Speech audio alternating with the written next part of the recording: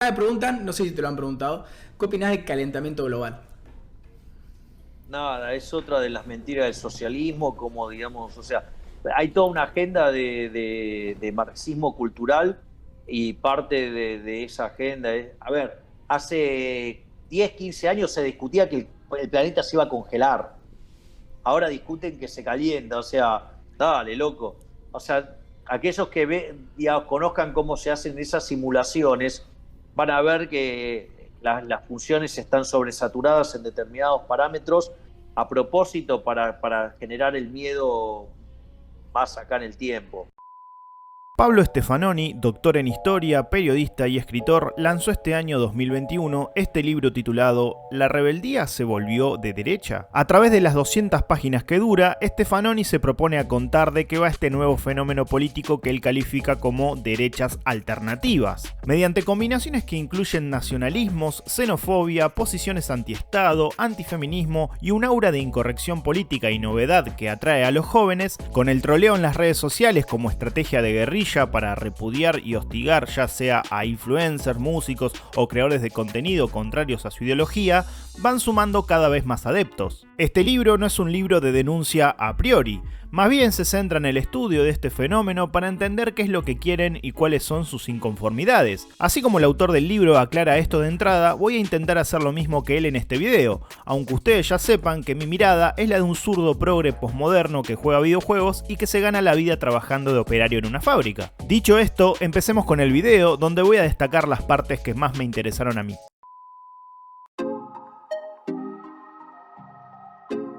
En esta primera parte del libro, el autor hace referencia a una cumbre entre distintos referentes de la política derechista mundial que acordaron una reunión de forma diplomática. En este caso, la conferencia se llamó Dios, Honor, Patria, el presidente Ronald Reagan y el Papa Juan Pablo II y la libertad de las naciones. Dos figuras ya fallecidas que tenían el anticomunismo como una de sus características en común. Esta reunión, que se llevó a cabo en Roma, reunió personajes de la derecha de los más variados. Estuvo Clark Judge, el ex escritor de los discursos de Ronald Reagan, y el ex escritor de discursos de Margaret Thatcher, John O'Sullivan. Además estuvieron presentes distintos representantes de las derechas y extremas derechas europeas, como Santiago Abascal, el referente de Vox en España, Thierry Baudet, figura de la extrema derecha holandesa, Viktor Orbán, el primer ministro húngaro, Joran Hassouni, un escritor israelí muy elogioso con la gestión de Benjamin Netanyahu, recientemente exministro de Israel, entre tantos otros invitados. Esta reunión, que acerca posiciones entre los distintos actores, partiendo de la base de que todos son derechistas, la emergente presidencia de Donald Trump rompió con la hegemonía del conservadurismo clásico,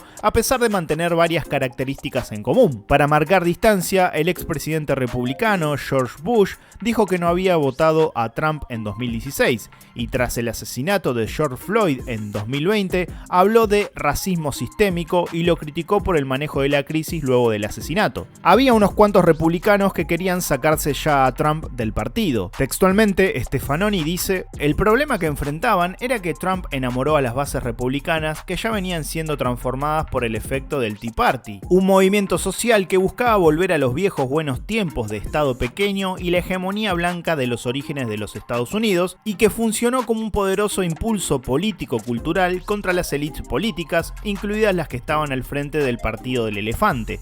Eso de Estado pequeño, ¿a quién se lo escuché antes? Bueno, lo que dice el autor acá es que Trump modificó la clásica visión del conservadurismo aristocrático americano y en cambio representó a una derecha más de índole empresarial y corporativa, algo así como la derecha de los capitales privados fuera de la clásica tradición política. Después agrega: Reagan y Thatcher eran parte de una generación de políticos anticomunistas fuertes. Ese anticomunismo se debilitó, sin duda, tras la caída del muro de Berlín y esa fuerza se desintegró básicamente porque también lo hizo el comunismo. No obstante, para una parte de las nuevas derechas radicales, el comunismo ha vuelto bajo la forma del marxismo cultural y es necesario retomar esos combates con la misma energía. Reagan podía ser más multilateralista, pero también fue quien dijo en un famoso video que la salud pública era una especie de paso previo al comunismo. Trump y sus seguidores se dedicaron precisamente a demonizar el Obamacare y la salud pública, mientras que la izquierda de Bernie Sanders hizo del Medicare for All el eje de renacimiento del socialismo democrático estadounidense. Para aquellos que no sepan qué es el marxismo cultural o qué se supone que es en realidad, ya que su existencia no es verídica, se trata de una teoría conspirativa difundida entre los sectores derechistas, donde dicen que el marxismo occidental, mediante académicos e intelectuales, buscan destruir, subvertir o transformar la cultura occidental de sus valores tradicionales. Mediante esta difusión e inserción del marxismo entre la gente y sobre todo en los jóvenes, estarían saboteando las sociedades occidentales a través de una batalla cultural que debilitaría los valores cristianos y el conservadurismo tradicional. Por último, el autor dice: sin duda, el huracán Trump conllevó un cambio cultural que molestó a los conservadores mainstream y modificó la relación de fuerzas en un contexto más extendido. Figuras marginales pasaron a tener cargos públicos por periodos más o menos fugaces y medios ubicados en las cloacas de la red lograron una amplificación inédita de su voz. Steve Bannon es un caso emblemático. Pasó de Breitbart News, una publicación de extrema derecha adepta a las teorías conspirativas y sin ninguna responsabilidad, a la Casa Blanca, y tras su salida se fue a Europa a intentar poner en pie el Movimiento, una red de partidos nacional populistas. Hoy hay muchos Bannons, que las fronteras entre las derechas nacionalistas aceptables y las postfascistas se volvieron más difusas que antaño, cuando los grupos neonazis tenían a su alrededor un cordón sanitario de las fuerzas republicanas y democráticas, y más importante aún, que la victoria de Trump, más allá de los resultados de su gestión y de su fracaso reeleccionista, amplió los márgenes de lo decible para las derechas radicales y legitimó diversas aristas del etnonacionalismo. Esto que dice Stefanoni me hace pensar en cuando vimos el 6 de enero pasado, cuando seguidores de Trump irrumpieron en el Capitolio de Washington DC en una manifestación histórica. Dentro de la gente que ocupó durante varias horas el edificio, se vieron banderas Gadsden, que es la bandera amarilla que identifica a los libertarios y que se hizo más famosa últimamente por estos lados a través del economista Javier Milei. Se vio a supremacistas blancos agitando las banderas confederadas, la bandera Kekistán, que fue creada en subforos derechistas y ultraderechistas en la página 4chan, y el caso emblemático de este muchacho apodado Quanon Shaman, cuyo verdadero nombre es Sheikh Angeli. Sheikh es militante de la ultraderecha y un teórico de la conspiración de la teoría llamada Quanon, que consiste en asegurar que existe un gobierno de estado profundo, es decir, subterráneo, fuera del alcance del público, que conspira contra Donald Trump, vaticinando un supuesto golpe de estado contra él de la mano de Barack Obama, Hillary Clinton y George Soros. Bueno, sigamos.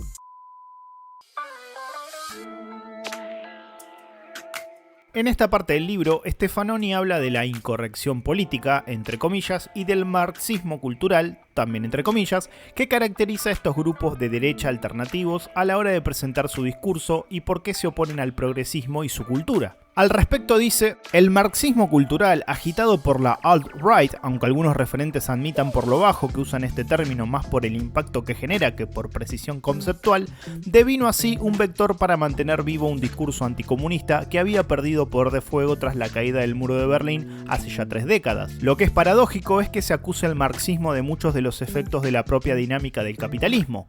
Como señaló Zizek, la obsesión de la alt-right con el marxismo opaca el hecho de que el fenómeno que critica como el efecto de la confabulación del marxismo cultural, degradación moral, promiscuidad sexual, hedonismo del consumidor y demás, es el resultado de las propias dinámicas de las sociedades capitalistas. Esto es cierto, a veces yo también me quedo descolocado cuando escucho reclamos de estas derechas para con el sistema actual y veo que le echan la culpa de todo al socialismo o al marxismo cultural. Y la verdad es que el capitalismo nunca dejó su lugar de poder y expansión. Es más, con el tiempo fue corriendo cada vez más sus límites morales al punto que tenemos muchos retrocesos en materia humanitaria. Por ejemplo, ahora estamos todavía en pandemia y aunque las vacunaciones hayan avanzado, por suerte, en un montón de países, durante muchos meses nos encontramos que los principales laboratorios que realizaban las vacunas no querían liberar las patentes de las mismas para que ningún otro laboratorio pueda crear sus propias vacunas y pueda vacunar más rápido a su población. Esa actitud miserable de hacer negocios millonarios, especular lidiando con la muerte ante una emergencia mundial, muestra perfectamente de lo que se trata el capitalismo, al menos el actual, esta versión que conocemos. Para cerrar el tema, dejo una cita del ensayista Jason Wilson para el diario The Guardian en 2015, que es citada en el libro. La historia varía según quien la cuenta, pero la teoría del marxismo cultural es parte integral del imaginario de la derecha contemporánea. Depende de una historia de espejos locos que reflejan las cosas que realmente sucedieron, solo para distorsionarlas de las maneras más extrañas. Toda la historia es claramente descabellada. Si las facultades de humanidades en realidad están orientadas a lavar el cerebro a los estudiantes para que acepten los postulados de la ideología de la extrema izquierda, la composición de los parlamentos y presidencias occidentales y el rugiente éxito del capitalismo corporativo sugieren que están haciendo un trabajo asombrosamente malo. Cualquiera que mire bien la política de las últimas 3 décadas pensará que es extraño que alguien pueda interpretar lo sucedido como el triunfo de una izquierda todopoderosa.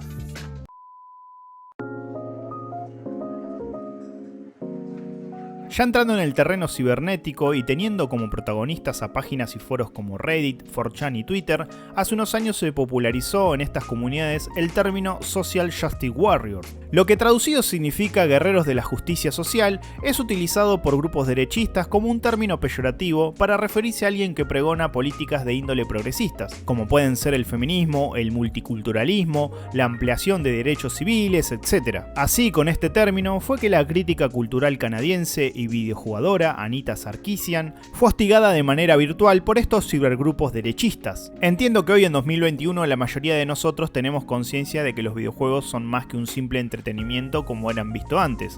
Ahora ya los aceptamos como un medio y sabemos que aportan un mensaje ideológico y cultural. Es así que Anita hizo una serie de videos entre 2013 y 2017 que se llamaban Tropes vs. Women in Video Games, donde analizaba la representación que tenían las mujeres dentro de las historias de los videojuegos. Por ejemplo, me acuerdo de este fragmento muy bueno del primero de estos videos donde muestra una seguidilla de ejemplos donde la mujer es puesta en el lugar de objeto, como algo que fue robado de las manos del protagonista hombre. Anita presenta conceptos y los explica de forma didáctica video a video. Cuando estos videos empezaron a tener relevancia y llegaron para cuestionar o tener una mirada crítica sobre un medio que mayoritariamente está poblado por hombres, la reacción machista de los foros de Reddit y 4chan no se hizo esperar. Le mandaron mensajes amenazantes de todo tipo y de parte de múltiples usuarios. Todas sus cuentas de redes sociales fueron denunciadas como spam, fraude o terrorismo. Se hicieron circular imágenes o memes, entre comillas, donde Anita aparecía siendo abusada por distintos personajes de videojuegos, además que crearon un videojuego que consistía en golpear a Anita de forma repetitiva hasta dejarla con moretones y sangrando. Todo esto afectó, por supuesto, su vida profesional y personal. En el plano profesional se vio obligada a cancelar en más de una oportunidad charlas en público y conferencias que solía dar por miedo a sufrir agresiones y ahora no solo virtuales. Y en el plano personal sufrió de lo que se denomina doxing, que es la práctica de difundir datos privados de la persona atacada como la dirección de su casa o su teléfono personal. A raíz de todo este hostigamiento que sufrió de manera sostenida durante bastante tiempo, terminó mudándose de casa. Sus videos sobre videojuegos están muy buenos y todavía se pueden ver en YouTube con subtítulos en español. No llamó mi atención, por supuesto, que cuando visité el primer video de Anita para escribir este guión, me encontré con que la cantidad de dislikes casi triplicaba a la de likes, además que los comentarios estaban desactivados. ¿Por qué será, no? También el libro nombra el caso del Gamergate, que se trató de un troleo masivo sobre la desarrolladora de videojuegos, Zoe Quinn, después de declaraciones maliciosas de parte de su exnovio. También recibió un ciberacoso masivo por parte de los trolls de 4chan y 8chan, además de doxing en su contra. Hay un video muy bueno que habla del feminismo en los videojuegos y habla de estos casos con más profundidad que hizo el buen Dasho Script. ¿Es Dasho acaso el mejor creador de la plataforma? Si no lo conoces, recomiendo sus videos ampliamente. Salve Dayo.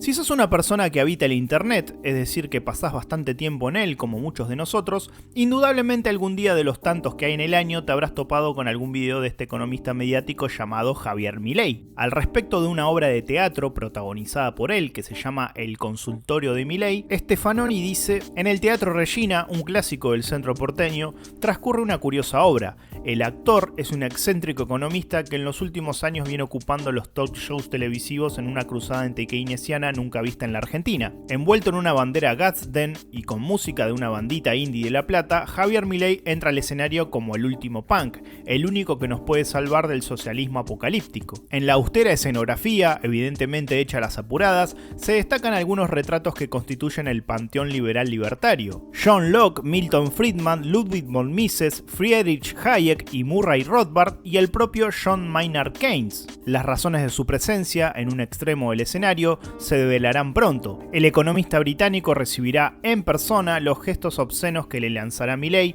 que considera que su obra es pura mierda escrita para políticos mesiánicos y corruptos. Milei es, sin duda, quien puso en circulación con más fuerza desde 2015 una serie de tópicos libertarios e incluso anarcocapitalistas en un país ajeno a semejante desprecio por el Estado. Descripto esto, Stefanoni puntualiza en un ideólogo en particular que es la gran influencia moderna, si se quiere, de las políticas de orden libertaria. Se trata del economista y teórico político estadounidense Murray Rothbard. Rothbard, entre otras obras, es el creador del libro Hacia una nueva libertad, el Manifiesto Libertario, que se trata del primer manifiesto con ideas anarcocapitalistas, es decir, una filosofía política que promueve vivir sin Estado y que los factores que organicen la sociedad sean la propiedad y el libre mercado. Al respecto, Stefanoni dice: leer a Rothbard echa luz sobre lo que a priori parece un mundo de contradicciones y permite ordenar de otro modo las piezas y dar sentido al tablero de ideas. Fue él quien en los primeros años 90 bautizó la síntesis libertario-conservadora como paleolibertarismo,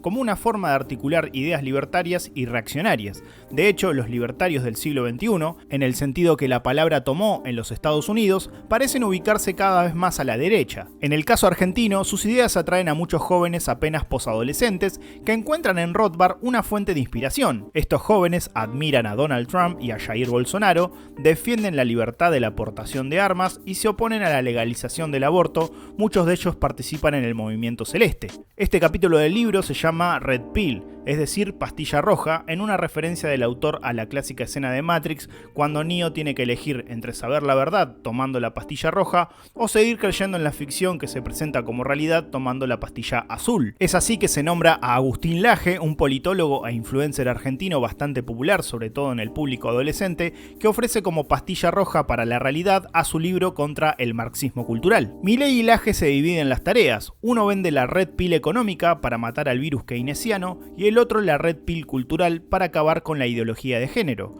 Muchos jóvenes las compran, sus conferencias, videos de YouTube o polémicas en Twitter llegan a miles de personas y constituyen sobre todo un fenómeno subcultural. Esta derecha alternativa presenta características un tanto diferentes a los clásicos neoliberales amantes del 1 a 1 que siguen romantizando la década del 90 en Argentina. Los libertarios, con quienes me encontré en internet, ya que personalmente nunca hablé con ninguno, tienen un discurso más bien contradictorio con sus supuestos valores de las libertades individuales. Por ejemplo, los he leído defender a ultranza el modelo económico chileno de los Chicago Boys, pero siempre ignorando el factor que para que ese sistema, entre comillas exitoso, exista, se necesitó una dictadura de las más violentas de la región y que además terminó con la vida del presidente democrático Allende refugiándose en el Palacio de la Moneda mientras los aviones militares bombardeaban el edificio. Los libertarios solían combinar su deseo de destruir el Estado con la convicción de que cada uno es dueño de su vida, de consumir o no drogas, de acostarse con quien quiera, etc., en su ámbito privado. Esto los volvía más o menos progresistas en el ámbito de la cultura, pero eso cambió.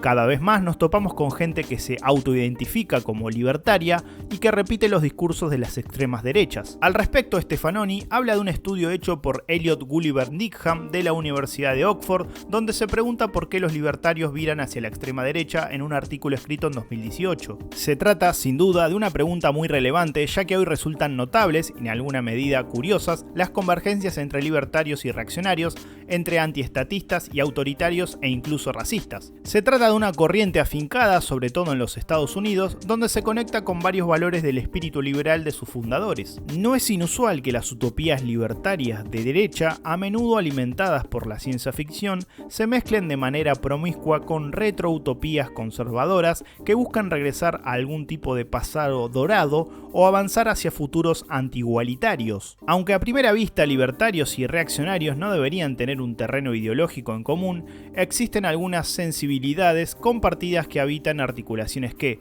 solo en apariencia, aparecen como demasiado extrañas. Tanto los libertarios como los reaccionarios odian la mentira igualitaria. Como hecho fáctico y como valor, desprecian todo pensamiento políticamente correcto, comparten su incomodidad con la democracia e imaginan formas postdemocráticas capaces de evitar la demagogia de los políticos y las supersticiones estatistas de las masas. Tanto uno como otros pueden formar parte de coaliciones populistas como la que llevó a Trump al poder en 2016, que hablan en nombre del pueblo contra las élites y, no menos importante, todos odian por igual a los ya mencionados guerreros de la justicia social. Bueno, quizá esta es la parte donde más usé fragmentos completos del libro porque me pareció pertinente y preciso por cómo están contados. Se podría decir que los libertarios de esta era simpatizan con los movimientos reaccionarios de derecha por tener pareceres similares en cuanto al progresismo y en cuanto al anhelo de volver a un supuesto pasado glorioso donde todo era mejor. En esta línea, Milei ha dicho en más de una oportunidad que habría que volver al pasado glorioso de Argentina en 1895,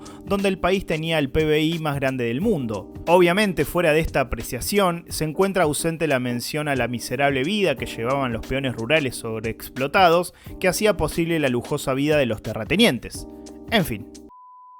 Este libro de muy fácil lectura y que constantemente está citando las fuentes y los autores en el cual está basado, es una guía muy interesante de la situación global actual de estos nuevos movimientos derechistas. De hecho, cualquier video que podría hacer sobre él dejaría data interesante afuera, ya que hay muchísimos temas para desarrollar. Por ejemplo, dejé afuera el homonacionalismo, que es una tendencia europea que busca incluir a la comunidad LGBT dentro de los partidos derechistas en una lucha xenófoba contra el islamismo. Yo creo que estas derechas alternativas, que en definitiva sus políticas no se alejan demasiado de la derecha neoliberal que conocimos por esta parte del mundo, supieron cómo acercarse a nuevas generaciones aprovechando que ciertos valores más cercanos al progresismo hoy son más aceptados dentro del status quo. La homofobia, la xenofobia y el machismo, que parecían valores sociales culturales aceptables y normales hace no tanto tiempo, ahora son cuestionados y expuestos como valores negativos. Lo extraño para mí es que esta supuesta rebeldía no sería otra cosa más que profundizar el sistema que ya tenemos. Quizás ahora está mal visto discriminar a los inmigrantes y odiar el multiculturalismo,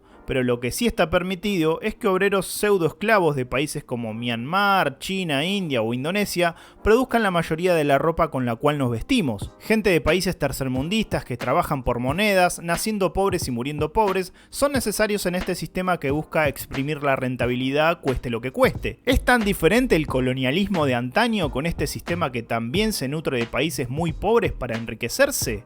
Yo no le veo tanta diferencia. Si te gustó el video, dale like, compartilo con algún amigo, comentame abajo qué pensás acerca de las derechas alternativas. Bueno, un saludo muy grande a Pablo Stefanoni, el autor del libro, que le comenté que iba a hacer una reseña y me mandó la mejor, así que muy agradecido.